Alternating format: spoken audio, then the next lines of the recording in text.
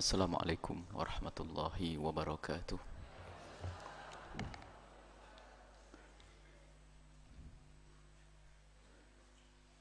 Alhamdulillah.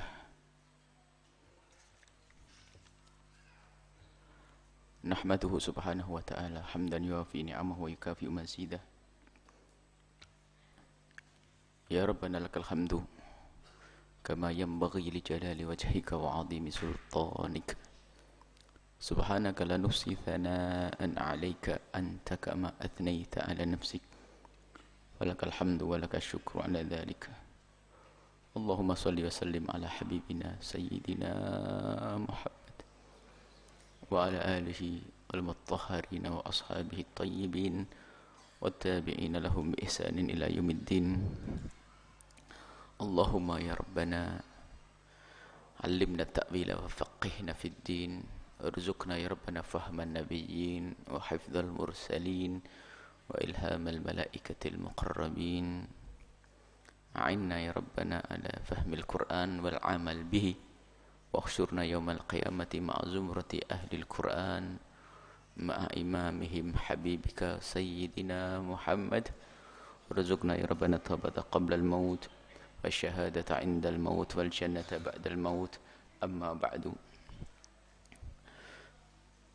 Yang kami cintai, yang kami muliakan, para orang tua kami, saudara-saudari, para pemirsa, para pendengar dimanapun anda berada, alhamdulillah, puji syukur kepada Allah atas segala karunia-Nya. Di antaranya adalah kehadiran kita di majelis tafsir ini. Semoga ini menjadi sebab kita bisa berkumpul dengan para ulama-ulama ahli Quran, ahli tafsir bersama Nabi Muhammad sallallahu alaihi wasallam. Kita masih berada di dalam surat Al-Maidah ayat yang ke 61. A'udzu billahi minasyaitonir rajim. Bismillahirrahmanirrahim. Wa idza ja'ukum qalu amanna wa qad dakhalu bil kufri wa hum qad kharaju bihi. Allahu a'lamu bima kanu yaktumun. Wa tara katsiran minhum yusari'una fil itsmi wal 'udwani wa aklihimus suhta. Labi'sa ma kanu ya'malun. لولا ينهاهم الربانيون والأحبار عن قولهم الإثم وأكلهم السحت لبئس ما كانوا يصنعون.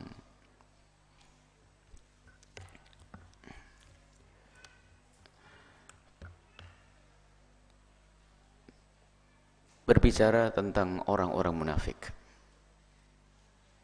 diulang-ulang orang munafik, orang munafik, orang munafik, orang munafik. Dia adalah ahli neraka, dasar neraka jahanam. Dan banyak diulang karena begitu bahayanya orang-orang munafik. Dan tujuan pertama adalah agar kita tidak menjadi golongan mereka. Maka harus kita selalu tata hati kita untuk bisa jujur dengan Allah Subhanahu wa taala.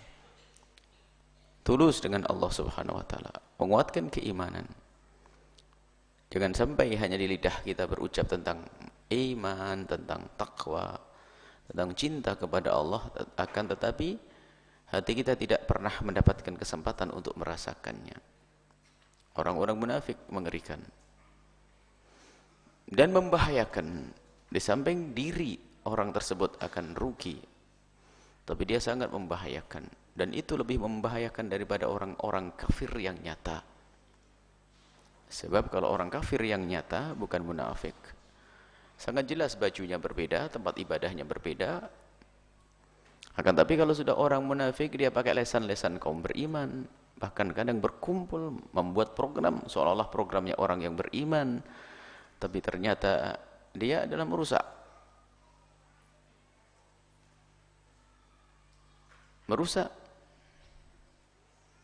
di dalam diri tubuh kaum muslimin. Dia pencuri di dalam rumah sendiri. Kalau pencuri dari luar, tidak mudah untuk tahu keadaan di dalam rumah. Dan kalau mereka masuk pun, orang di dalam rumah akan waspada dan berhati-hati. Akan tapi pencuri yang ada di dalam rumah sendiri, dia akan lebih tahu keadaan yang punya rumah, kapan bangun, kapan tidur, kapan pergi, kapan tiba. Maka lebih berbahaya. Itulah orang-orang munafik. Dan mereka itu disebutkan oleh Allah Subhanahu wa taala. Wa idza ja'ukum, kalau mereka itu datang kepadamu, waktu mereka berikrar untuk masuk Islam atau bergabung kepadamu, nih, kamu di sini adalah orang yang beriman, di dalamnya adalah Nabi sallallahu alaihi wasallam. Qalu amanna, mereka mengatakan kami bersama kalian, kami beriman. Jadi mereka ya beriman, ngaku, pakai KTP Islam, KTP beriman, bahkan kadang juga berurusan dengan perkumpulan kaum muslimin. Kalau zaman dulu hanya perkumpulan, belum ada ormas-ormas begitu, berkumpul dengan perkumpulan kaum muslimin, bergabung dengan kaum muslimin. Lakin qad dakhalu, mereka masuk Islam, masuk bersama komunitas kaum muslimin bil kufri, dengan kekafiran yang tersembunyi di dalam hatinya.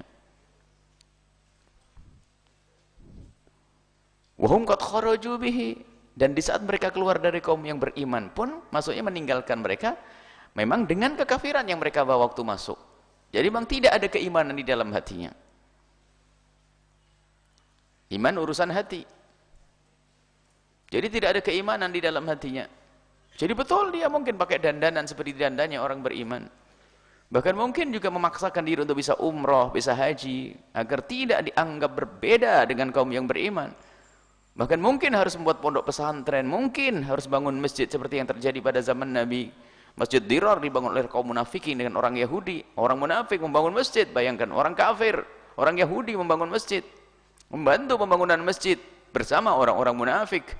Mereka memang sengaja membuat simbol-simbol yang ditampakkan, ditonjolkan, syiarkan untuk dianggap sebagai orang yang beriman, akan tapi di balik itu semua adalah kekafiran, karena mereka masuk membangun itu semua dengan kekafiran mereka, dan mereka keluar pun dengan kekafiran. Artinya mereka, kekafiran tidak pernah lepas dari mereka. Artinya kekafiran itu yulazimuhum, kekafiran itu selalu ada bersama mereka. Biarpun mereka dalam keadaan sujud, ketahuilah sujudnya pun bukan untuk kepada Allah, tapi sujudnya adalah untuk mengelabui kaum beriman. Dan mereka tidak akan merasa nyaman, tenang bersama orang beriman. Nah, ini orang-orang munafik. Wallahu a'lamu bima kanu yaktumun. Allah Maha tahu apa yang mereka sembunyikan. Kalimat a'lamu, Allah lebih tahu, isyarat bahasanya di sana juga ada yang tahu selain Allah, yaitu Nabi Muhammad dengan wahyu. Nabi tahu sebagian dari orang-orang munafik itu.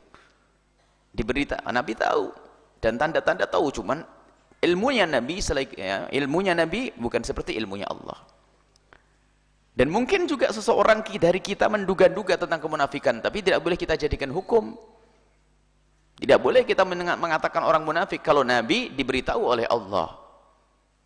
Nabi tahu, diberitahu oleh Allah, tapi Allah lebih tahu. Nah, ini dikatakan wallahu a'lamu bima kanu yaktumun. Allah Maha tahu kekafiran yang mereka sembunyikan. Seperti apapun mereka menyembunyikan, kita mungkin tidak tahu. Dan alhamdulillah kita jadikan tidak tahu, ya mah husnudon deh makanya. Tapi di kalangan orang-orang yang mengerti ilmu harus waspada, harus memberi rambu-rambu. Orang awam susah masuk dalam kemunafikan. Justru ini adalah kemunafikan ini dari orang-orang yang mereka punya kiprah. Dia memperjuangkan kiprahnya itu. Apakah kiprah dalam berpolitik, atau menggerakkan massa, mengumpulkan umat, ini adalah kiprah. Kemunafikan muncul di situ orang awam, jarang terjangkit kemunafikan. Kalau disebutkan tanda-tanda munafik, dia berdusta, tidak amanah, itu tanda. Bukan pasti orang tersebut dianggap sebagai seorang munafik. Orang awam, Masya Allah, mengagumkan, lihat, sholat, dia cemburu kalau ada Islam diganggu. Jangankan begitu. Ada pemain bola saja namanya Islam saja sudah bangga, petinju muslim saja bangga. Ini kan imannya orang, biarpun caranya salah gitu, tapi iman itu orang awam itu indah. Ya kan, ada petinju muslim saja bangga, udah apanya kan dia bangga. Cuman ya salah pendidikan, tapi ini bukan aib, bukan celah, itu menunjukkan keimanan. tinggal menjelaskan nanti tentang hukum. Tapi orang awam, tapi orang munafik itu nggak punya bangga dengan Islam. Jangankan kok hanya pemain bola muslim atau orang masuk Islam, kan ada kita mendengar artis masuk Islam, petinju masuk Islam, kan bangga, itu orang awam, imannya hebat. Tapi orang munafik nggak senang dengan itu semuanya, malah mempermasalahkan. Munafik, yaitu Allah Maha Tahu, wallahu a'lamu bima kanu yaktumun. Allah Maha Tahu apa yang mereka sembunyikan. Tidak ada yang tersembunyi. Maksudnya pendidikan buat kita. Jangan kau sembunyikan apapun di dalam hatimu. Ketahuilah apapun yang engkau sembunyikan, Allah Maha Tahu. Kemunafikan, alangkah ruginya.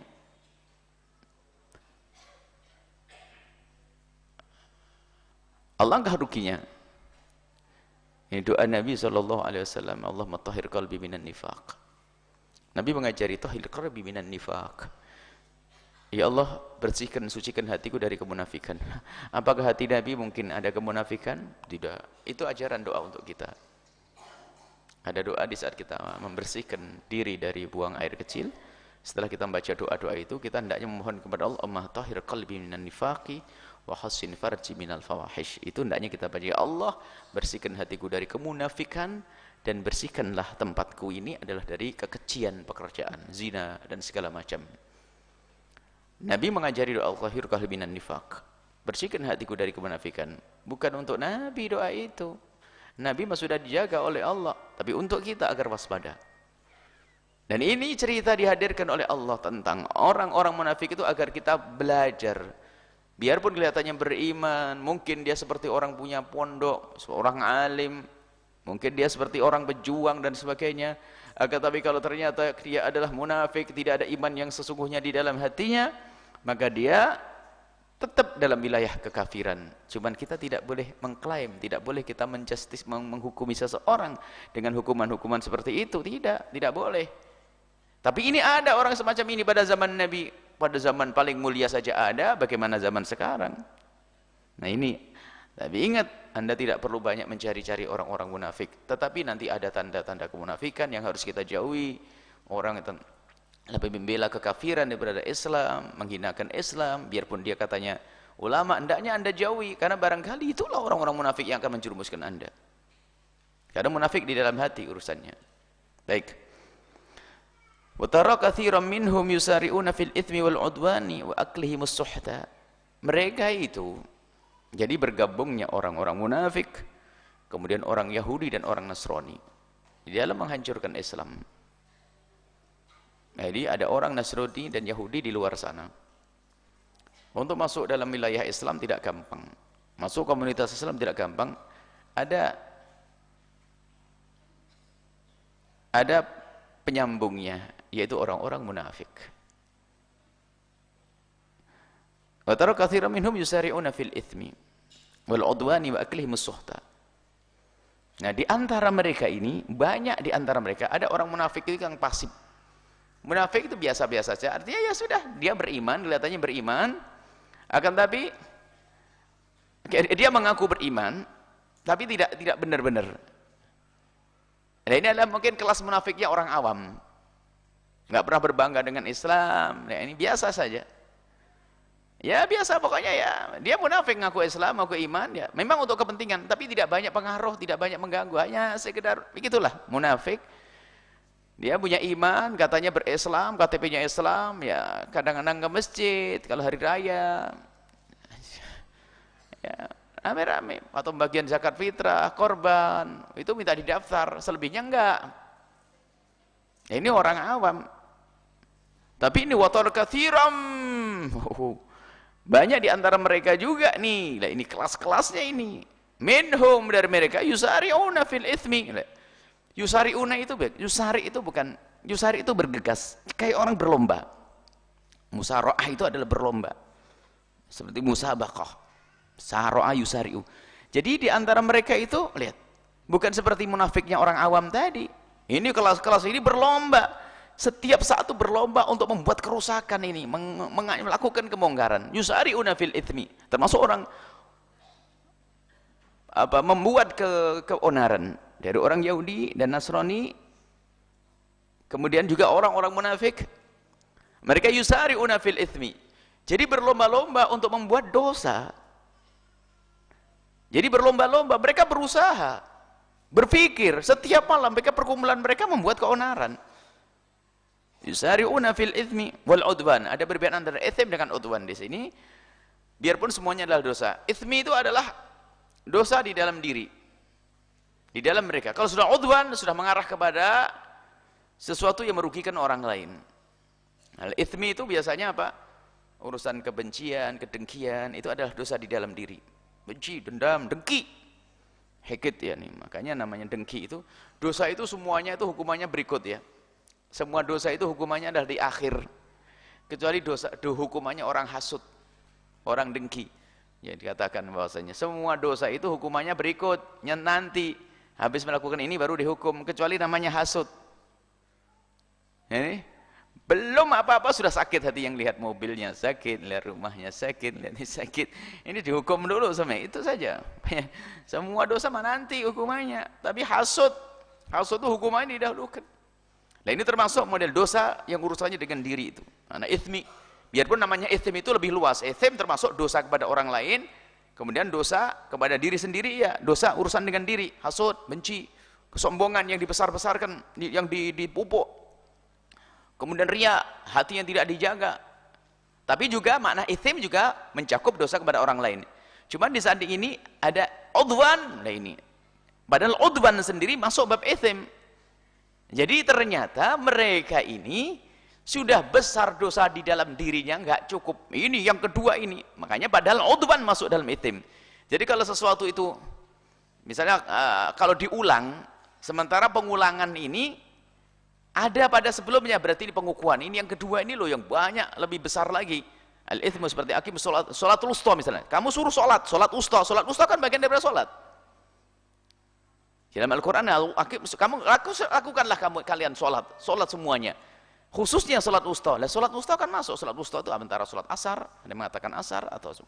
Nah, ini kan masuk di dalam bab usta, sholat. Tapi kenapa kok diulang? Berarti ada. Awaslah, jangan sama dia, jangan sama golongan itu. Ditambah lagi, disebut yang terakhir. Khususnya ini tambah satu. Ini kan balik ke bagian dari mereka. Berarti di saat diulang ada penguasa. Udwan inilah, ini pekerjaan mereka sudah membuat kerusakan kepada orang lain, mengganggu, membuat permusuhan, membuat menanamkan kebencian, membuat fitnah. Jadi ternyata tidak cukup dia dosa dengan dirinya, dalam dirinya kemunafikan yang ada di dalam hatinya, kekafiran yang tersembunyi di dalam hatinya, kemudian juga kebencian dan kedengkian kepada Islam yang terpendam selama ini nggak cukup. Mereka sudah mulai aktif untuk membuat kerusakan. Tampak di dalam perilaku mereka membuat program-program yang merusak orang lain. Itu udwan. Udwan mulai dari bermacam-macam cara. Dan caranya pun banyak di antara mereka. Kalau orang di luar Islam memang mereka tidak kenal Islam, maka tutup poin mereka mengatakan Islam tidak benar dan sebagainya. Tapi yang dari munafik ini mengatakan ini Islam tapi dirubah. Dan itu seperti tradisi ahbar dan rabbaniyin dan pembesar-pembesar Yahudi dan Nasrani. Mereka itu tidak langsung mengatakan bahwasanya ini loh kesesatan. Tidak langsung menyodorkan kesesatan, tapi dia menyodorkan kesesatan ini dikemas atas nama firman. Jadi firman Allah dirubah, isinya kesesatan. Itulah perubahan dari kitab-kitab suci yang diturunkan kepada para nabi terdahulu. Mereka tidak membuat kitab palsu, kitab buatan, enggak. Tapi kitab ini dirubah. Dan Al-Quran tidak bisa dirubah. Maka dari itu lihat, orang-orang munafik yang bersekongkol dengan orang di luar Islam yang ingin merusak, mereka tidak membuat satu pedoman baru, itu tidak. Di atas namakan Al-Quran. Tiba-tiba muncul fatwa-fatwa yang aneh, homo boleh, segala macam. Ini adalah muncul dari orang munafik. Ingin merusak sebetulnya. Ingin merusak umat, merusak bangsa. Tapi dikemas dengan bahasa syariat. Bahasa syariat, sehingga mulang paling akhir masalah urusan hak asasi manusia, urusan masalah maslahah, kita harus menjaga haknya orang untuk hidup. Kan dia punya kecenderungan laki-laki dengan laki-laki. Bagaimana kita melarang? Islam tidak melarang. Berkenankan dia wong itu karena Allah ciptakan semacam ini. Pakai bahasa Allah lagi, bahasa Tuhan. Ini problem. Lah ini sudah membuat udwan, jadi membuat kerusakan ternyata dengan cara yaitu tadi atas nama agama, atas nama syariat yang dirubah oleh dia. Lah dengan tersebarnya pemikiran ini apa yang terjadi di luar? Kerusakan. Nah ini udwan sudah. Jadi bukan rusak di dalam dirinya sebagai seorang munafik, seorang yang dengki kepada Islam, seorang yang benci kepada Islam, akhirnya sudah dikembangkan menjadi udwan, membuat program-program, menyebarkan pemikiran-pemikiran yang menjadikan umat ini rusak. Na'udzubillah. Kalau sudah begitu ini pada akhirnya apa? Bersama mereka, golongan mereka. Orang yang mula-mula Islam akan bersama golongan mereka, sehingga mulai meragu tentang keindahan Islam, tentang keagungan Islam, tentang syariat Islam. Sehingga ada yang lebih berbangga kepada syariat lain. Sehingga kadang sudah tidak malu lagi mengatakan bahwasanya ya kalau di negeri kita ini yang paling bagus adalah ya hukum-hukum yang ada, bukan hukum Islam. Sampai ada yang berani ngomong begitu. Tapi orang beriman tidak bisa berkata begitu. Tetap hukum Islam adalah paling bagus. Hukum negeri kita baru dianggap benar dan bagus selagi tidak bertentangan dengan hukum Islam. Selesai. Harus begitu. Itu iman. Yusari'una fil ithmi, bergegas melakukan dosa di dalam diri mereka sendiri. Membesarkan munafiknya tadi, kemudian setelah itu wal udwan. Kemudian wa aklihimus suhta. Setelah itu ini rentetannya. Kalau sudah orang biasa dengan dosa di dalam diri lalu membuat kerusakan, lihat, saya nggak ragu lagi makan yang haram. Sehingga bangun pondok pun nggak peduli bahwasanya bantuan dari mana, nggak penting, saya dapat duit dari mana, sudah. Karena memang hatinya sudah nggak benar. Kalau ini diarahkan kepada kaum munafikin. Akan tapi di situ bukan untuk orang munafikin saja, di situ masuk dalam orang di luar Islam dari kaum Yahudi Nasrani yang mempunyai tertanam di dalam hati mereka kebencian. Kami tidak menghukum rata semua orang Yahudi dan Nasrani. Banyak di negeri-negeri yang Yahudi dan Nasrani sana memang makanya mereka punya nurani dan mereka juga punya kritik kepada agama kok seperti itu. Sehingga awamnya Yahudi dan awamnya Nasrani lembut dengan kaum muslimin. Aneh, kenapa? Karena tidak ada doktrin tentang agama mereka. Semakin mereka tidak tahu tentang ajaran mereka, mereka semakin bisa lembut dengan orang Islam. Awamnya mereka bisa. Coba kalau kita masuk kampung-kampung dan sebagainya, orang Nasrani bersama orang Muslim akrab baik.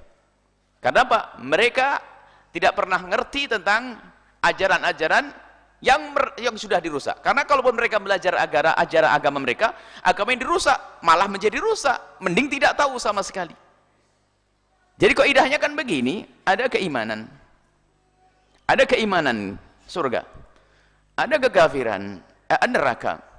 Makanya kaidahnya semakin orang itu jauh dari sumber kekafiran, maka semakin mendekat dengan Islam, biarpun belum masuk wilayah Islam. Ini kekafiran, neraka jahanam, ini Islam, iman. Jadi semakin orang jauh dari kekafiran, ya semakin tidak mengerti, semakin tidak mengamalkan ajaran-ajarannya, mereka semakin mendekat dengan Islam secara otomatis, biarpun mereka belum masuk Islam.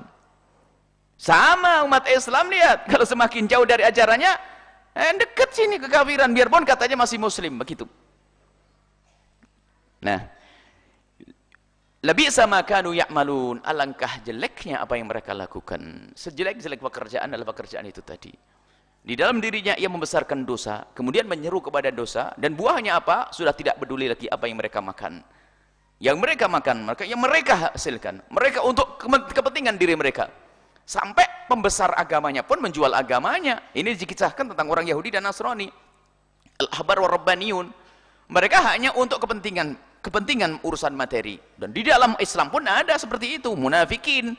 Jadi menjual nama kebesaran seorang ustadz atau kiai untuk kepentingan dirinya sendiri, maka itu yang disebut aklihimus suhta, menjual agama untuk kepentingannya, untuk dunianya, untuk mobilnya, untuk rumahnya, bahkan untuk pesantrennya, bahkan untuk programnya katanya dakwah, tapi ternyata di hatinya tidak ada keimanan yang sesungguhnya.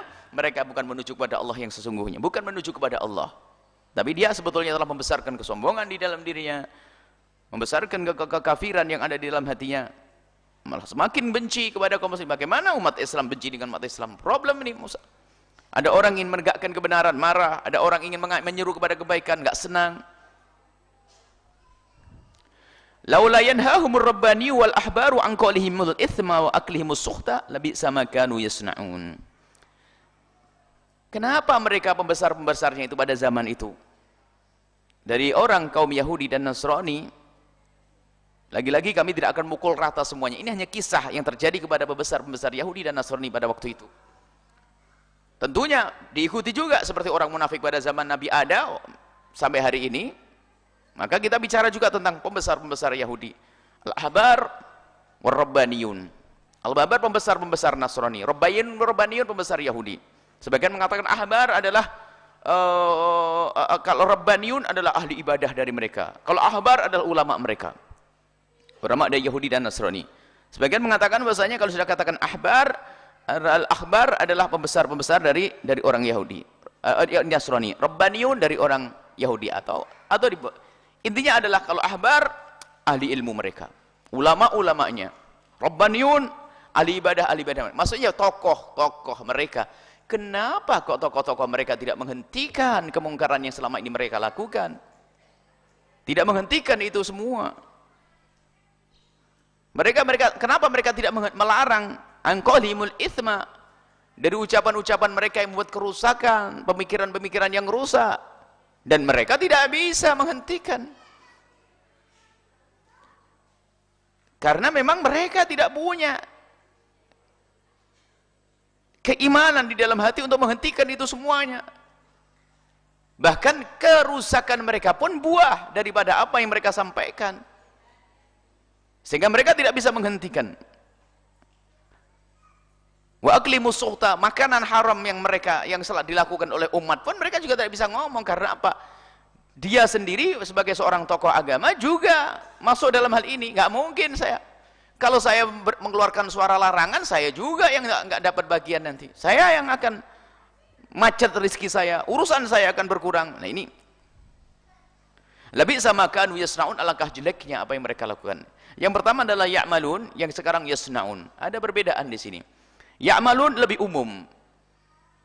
Di kalangan orang-orang awam namanya ya'malun ya, kalangan orang awam, ya'malun. Banyak orang-orang itu kayaknya alangkah jeleknya pekerjaan mereka. Tapi kalau yasnaun ini lebih dalam lagi. Jadi begini, kalau baju saya robek, kemudian saya ambil jarum sama benang lalu saya jahit. Namanya saya apa? Menjahit. Tapi apakah setelah itu saya disebut penjahit? Ya tidak dong. Kecuali saya memang sudah punya ilmu menjadi penjahit. Maka di saat saya menjahit juga penjahit. Keluar dari ini pun saya tetap disebut sebagai penjahit. Sama kalau yasnaun memang kerjaannya begitu, itu membuat kerusakan itu. Bukan sekedar ya'malun, yasnaun sudah menjadi menjadi hobi. Jadi kalau tidak begitu bukan dia lagi. Naudzubillah. Ini pembesar-pembesarnya, pembesar munafikin. Makanya orang awam munafikin mudah. Sehingga kemunafikannya kadang-kadang juga karena kebodohannya. Di saat diberitahu sangat mudah. Tapi ini ahbar rabbaniyun, pembesar-pembesar dari tokoh-tokoh, jika mereka munafik dari kaum muslimin pun lihat repot. Karena apa? Lebih sama kanu yasnaun. Ini sudah menjadi, jadi setiap hari berpikir baca kitab pun adalah untuk membesarkan munafikannya, untuk membesarkan, untuk buat kerusakan. Jadi diskusi membahas bukan untuk mengangkat Islam, tapi mencari celah, sehingga mencari fatwa tentang bagaimana, tentang hukum-hukum, rusak hukum. Jadi mereka berdiskusi setiap malam, buka Al-Quran, bismillahirrahmanirrahim, baca tafsir. Tapi dicari tafsir masalah kepemimpinan, bulat dia setiap malam nggak tidur. Adakah yang menafsiri beda dengan kata ulama ini yang memperkenankan pemimpin kafir? Ada enggak? Cari dia, bulat dia, muter sana sini ya. Tapi apa? Kerjanya begitu. Padahal dia juga baca Al-Quran, baca tafsir, baca hadis.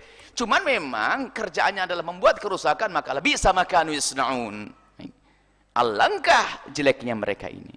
Ya kerjaan mereka ya seperti itu. Maksudnya ini di kalangan pemikir-pemikir, di kalangan tokoh, naudzubillah. Maka semoga Allah menjaga kita semua dari kemunafikan, termasuk anak-anak santri kita. Mereka mau tidak mau harus menjadi orang yang dikedepankan, harus maju. Mereka harus menjadi pemimpin agama di kampung-kampung mereka, di kota-kota mereka.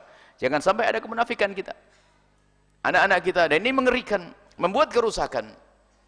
Nabi sama kanu yasnaun, alangkah jeleknya apa yang mereka telah berbuat, yang mereka perbuat, dari orang-orang perbuat. Jadi memang sudah menjadi kebiasaan, sehingga lihat mereka membuat macam-macam program dan akan dimasukkan kemana-mana, kampus-kampus, pondok-pondok, mulai dari menarik anak-anak santri untuk bisa disekolahkan agar menjadi orang-orang yang nggak benar. Sekolah agama tidak melalui sanad yang benar. Sekolah agama yang mengajar orang nggak sujud, kan aneh.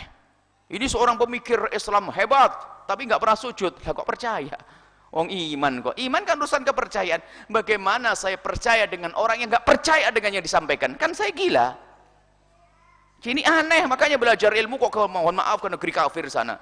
Terus profesornya apa? Bukan seorang muslim mukmin. Oh gitu, aneh. Jadi bagaimana engkau percaya dengan orang yang mengajarkan sesuatu yang dia sendiri nggak percaya? Ini aneh, tapi kenyataannya begitu. Pulang profesor, belajar dengan profesor fulan, profesor fulan, profesor fulan.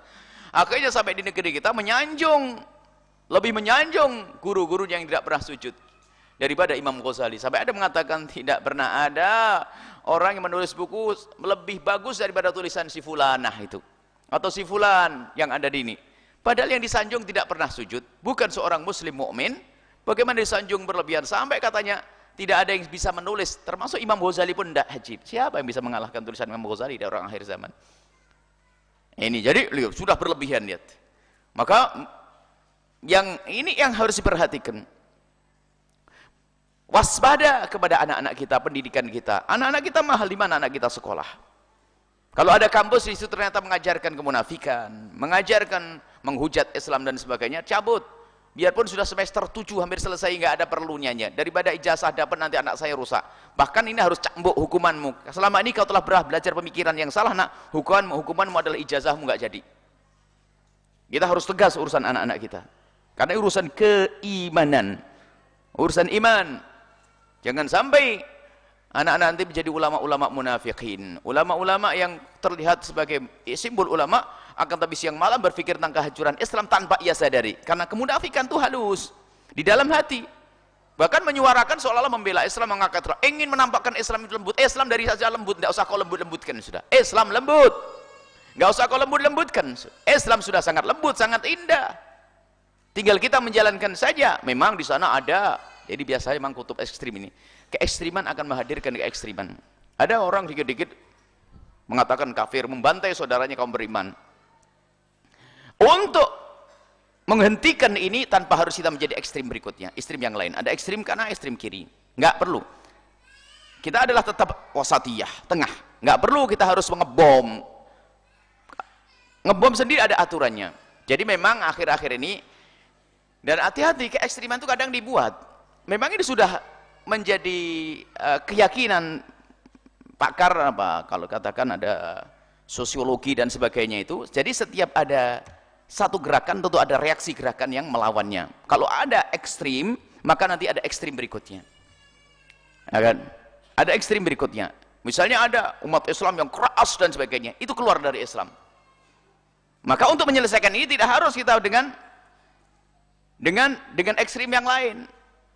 Tetap kita mungkin menjelaskan tanpa harus kita menjadi Islam yang katanya melembut-lembutkan Islam, sehingga sampai semuanya nggak benar. Pernikahan karena kita harus mengangkat toleransi dan sebagainya, maka pernikahan seorang muslimah juga boleh, fatwakan seorang dokter Indonesia Raya, difatwakan seorang muslimah boleh nikah dengan Nasrani. Loh, dari mana fatwa ini? Lah ini loh golongan-golongan yang merugikan ini, golongan munafikin ini.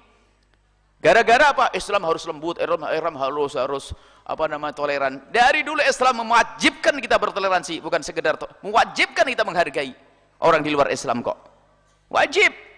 Mereka punya hak untuk hidup bersama kita kok. Bahkan mungkin kami mempertegas istilah juga, sering mempertegas istilah. Nggak ada dalam Islam toleransi. Toleransi itu bohong-bohongan. Toleransi itu begini loh ya, sebetulnya kamu nggak boleh masuk di sini, cuman ya karena satu hal jadi boleh ya. Kan nggak enak kita digituin. Ini siapa? Anggota? Oh bukan. Tapi kasihan deh dia masuk-masuk. Toleransi deh. Lah ini kan nggak enak. Tapi dalam Islam enggak, kamu orang Nasrani hidup bersamaku, tetanggaku, wajib aku menghargaimu. Kalau ada yang mengganggumu, saya bela, wajib, nggak pakai toleransi lagi. Lebih hebat lagi dalam Islam, bukan toleransi. Toleransi kan bohongan dia. Ya, sebetulnya ente nggak boleh, cuman ya sini nggak apa-apa deh. Oke, gitu toleransi. Islam enggak. Ya, kita juga sering latah istilah ya. Kita sering ikuti istilah yang layak dipakai di barat, di kafir sana, dipakai di negeri kita. Toleransi, emansipasi. Nggak ada, Islam nggak perlu emansipasi kok. Itu kan disuarakan oleh orang-orang yang pengen perusahaan Islam. Emansipasi itu munculnya kapan? Di negeri kafir sana, karena perempuan direndahkan sehingga perlu diangkat-angkat. Nah ini, Islam mulia. Adakah agama yang lebih memuliakan wanita dari Islam? Ya, Islam wanita mulia di rumah, mulai dari kecil menikah, setelah menikah pun nafkah suami, kemana-mana suami harus bisa mengayomi, melindungi. Wah, paling enak perempuan dalam Islam. Sehingga nggak perlu dalam Islam emansipasi, ikut emansipasi wanita, nggak perlu. Islam sudah mengangkat wanita setinggi-tingginya. Bahkan ada orang tanya kepada Nabi, ya Rasulullah, ayun nasi ahaqqu bi husni sahabati, siapakah orang yang layak perlu untuk aku perlakukan baik? Dijawab, ibumu, ummuk, laki atau perempuan? Ada bingung katanya, oh ibu saya laki-laki, oh sakit dia. Ummuk, ibumu, siapa lagi? Ummuk, siapa lagi? Ummuk, 3 kali. Nggak perlu emansipasi. Saya hanya mencermati istilah saja. Saya nggak butuh dengan istilah emansipasi. Ada emansipasi ya? Tidak ada. Islam sudah mulia. Itu terjadinya emansipasi di Eropa dulu, di saat perempuan itu betul-betul kayak barang ya. Jadi kalau sudah meninggal diwaris sama anaknya, ibunya itu, ibu tirinya dan sebagainya. Kemudian suka-suka mau ditaruh di mana. Kalau lagi haid diasingkan sana, karena kamu bersama iblis saat itu, nggak boleh didekati. Kalau Islam kan tidak. Yang penting jangan bagian yang kotor itu kau sentuh dengan cara yang khusus. Nah ini kan Islam indah, cukuplah kita dengan Islam. Islam sangat indah, nggak perlu dilembut-lembutkan lagi karena sudah sangat lembut dan sangat indah. Maka yang perlu adalah bagaimana kita berguru dengan guru yang benar. Nah ini guru yang benar ini loh yang penting. Tidak usah kita tampil sebagai kelompok yang katanya lembut saat ini. Untuk Islam yang lembut, kita Islam yang indah, hanya gara-gara mengkater Islam ekstrim ini, tapi menjadi Islam ngaco, Islam yang ada bau kekafiran, munafik, liberal dan sebagainya. Ini liberal kan simbol lembut, katanya ini boleh, itu boleh, ini boleh, ini boleh, sehingga Islam seolah-olah tidak punya rambu-rambu, nggak punya rambu-rambu. Ini problem nih, sehingga apa? Islam sudah nggak dalam Islam itu kita berbaur tanpa berubah. Kalau mereka berubah sebelum berbaur, ini kan problem. Nah ini Islam nih, manhaj kita, akidah ahli sunnati wal jamaatil asy'ariyati, tanpa harus embel-embel kita berguru dengan orang yang tidak sujud. Berguru dari guru sampai kepada para immah sabiqin, kemudian sampai kepada tabi'in, sampai kepada sahabat Nabi, kemudian kepada Nabi sallallahu alaihi wasallam. Nah, ini yang harus kita kembalikan ya. Kita harus belajar dari guru yang benar, tempat yang benar, bergabung dengan kelompok yang benar. Sekarang macam-macam kita dirusak dengan kelompok-kelompok yang aneh. Jadi sesaat kita bicara kemunafikan, ini membahayakan munafik. Akan tapi di situ juga ada sebab-sebab orang tidak senang dengan Islam ekstrim. Jangankan ke orang lain, saudara saja dibilang kafir, lo kafir, ente kafir. Bahkan ini sak kampung ini walih syirik semuanya ini. Wajib. Surga ente saja, bin. Ente sama siapa di surga nanti? Sementara dikatakan surga itu bagaimana luasnya dan bagaimana ahli surga, bagaimana umat Nabi Muhammad. Surga dipesan untuk dia, paman, bibinya. Ini kan problem, semuanya kafir nih. Gara-gara ini kafir. Sufi kafir, Asy'ari kafir. Ini problem. Kadang-kadang caranya lembut dulu, mulai dari bid'ah dulu dan Islam adalah indah. Jadi kita keluar daripada dua kutub ekstrim. Ekstrim lentur munafikin, ekstrim yang melembut-lembutkan menjadi munafikin, dan ekstrim yang keras yang mudah mengkafirkan orang. Kita ada wasat, khairul umuri awsatuha. Kita adalah manhaj wasati. Sehingga memandang orang kafir tetap sebagai orang kafir. Yahudi adalah kafir, Nasrani adalah kafir, tapi tidak serta-merta langsung kita perangi kok. Kita berperang pun kalau mereka telah mengangkat pedang atau mengangkat senjata, baru kita harus berperang. Tapi kalau mereka duduk dengan kita, jual beli baik dengan kita, tanpa ada dusta, tanpa ada niat untuk menjerumuskan kita, hidup bertetangga dengan kita, wajib Nabi bakal marah kalau kita zalim kepada orang Yahudi, Nasrani yang ada di kiri kanan kita. Kita tidak boleh berbuat zalim. Itu kan indah, kurang apa dalam Islam? Ini. Maka kembali kepada ajaran yang benar, inilah yang menyelamatkan kita. Hari ini kita membahas tentang orang munafikin dan orang-orang di luar Islam. Orang munafik di luar Islam lah ini, sehingga apa yang mereka sampaikan lebih banyak bau-bau mereka, bau-bau Nasrani dan Yahudi, bau-bau di luar Islam, bau-bau kekafiran hukumnya, sehingga hukum Islam itu dirubah sebisa mungkin sesuai dengan orang Yahudi, agar tidak dibilang Islam itu ekstrim. Padahal Islam tidak ekstrim, hanya gara-gara ini loh muncul orang-orang ekstrim ini, sehingga muncul orang-orang aneh. Sehingga kadang kita masih berusaha untuk khusnudon. Munculnya liberalisme dan sebagainya ini adalah juga karena munculnya orang-orang ekstrim ini. Ekstrim yang dikit-dikit kafir dan sebagainya. Akan tapi untuk keluar dari ekstrim, Islam ekstrim, Islam keras, tidak harus kita keluar ke liberal. Karena kita punya manhaj. Sebab Islam keras adalah barang yang baru, liberal adalah barang yang baru, yang asli itu ada dari masa ke masa. Yang menjadikan bagaimana Indonesia itu masuk Islam. Sampai ini derajatnya orang ekstrim ini mengatakan kekafiran itu belum diselesaikan oleh para ulama. Mulai dari zaman Wali Songo sampai begitu hebatnya menandakan Wali Songo itu nggak ada, itu fiksi, itu hayalan saja. Ini sudah boleh macam-macam loh. Di ente ini orang kapan ente? Mbah ente memang yang ngajak saya dakwah ke sini. Bukan mbahnya dia yang berdakwah ke sini. Ini ada para ulama yang sudah terbukti punya nasab sampai 7 nasab, mbahnya berdakwah di negeri kita ini. Ini orang baru tidak tahu, hanya dapat berita informasi, muncul ini orang-orang ekstrim ini. Dikit-dikit kafir, bid'ah, sesat, neraka, syirik. Nah, kemudian ada orang yang seolah-olah ingin membela Islam, akan tapi mereka telah ditunggangi dengan kekafiran. Sebetulnya mereka adalah orang munafik, pengen menampakkan Islam seolah lembut. Harus Islam khas, Islam Cirebon, Islam Jawa Barat, Islam Indonesia. Islam sama, Islam kita ya Islamnya Nabi Muhammad, bukan Islam Cirebon. Bukan. Kalau masalah tradisi, Nabi menghargai tradisi. Bahkan diambil para ulama al-adah muhakkamah, tradisi yang tidak bertentangan dengan syariat Islam boleh diterapkan. Boleh kita membawa tradisi yang tidak bertentangan dengan syariat. Tradisi apa saja. Kalau pakai baju batik ya boleh. Oh, Nabi tidak melarang kok, jangan wah ini. Istilah kadang-kadang muncul kebencian Arab saja. Arab Nabi loh ya, jangan macam-macam. Ada orang nih karena ini muncul pengen Islamnya Cirebonan jadi harus batik-batik Cirebon semuanya. Ini yang lain enggak, kita harus khas dong. Ini kalau ini enggak boleh ikut-ikut Arab misalnya. Arab Nabi Muhammad itu Arab.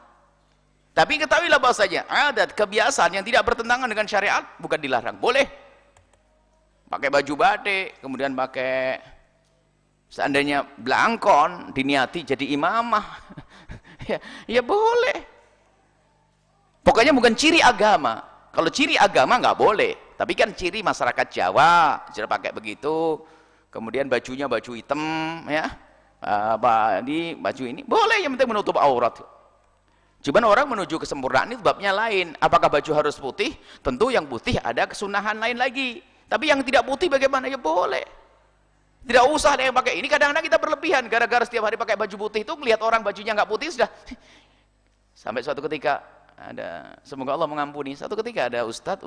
Ada satu ustadz yang bajunya selama ini putih. Kan ada orang selalu pakai baju putih-putih. Ada salah satu ustadz ini pakai baju batik. Tiba-tiba tanya, ngangkat suara, Buya, apakah ada dalilnya orang pakai baju batik? Astagfirullah. Langsung ya, biasanya kalau orang ini kan menyakiti orang lain ya perlu dihantam juga. Akhirnya apa? Ya jelas Nabi melarang merendahkan. Orang pakai baju batik sudah menutup aurat kok.